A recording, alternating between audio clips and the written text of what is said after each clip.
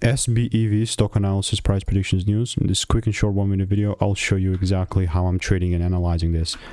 I am the only guy in the stock trading space with an actual track record of 48,000 videos, and I've documented them all. And with Splash Beverage Group, this thing is going down quite a bit. I'm gonna get rid of this. Let's go here, daily chart. Mark down the low.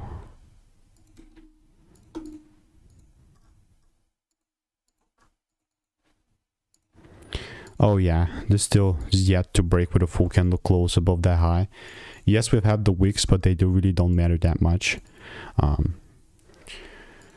Again, it all really depends for you, but for me, if I do see that shift here happening, oh baby, is it like a bearish market for me. It truly is going to be a bearish market. Okay, let me just do it like that. Confirmation. I mean, all I'm doing in the meantime is truly just waiting for a confirmation. But if you want to stay tuned and want to get stock picks, emails, and insights, click the first link below, and I'll see you in the next one. Bye bye.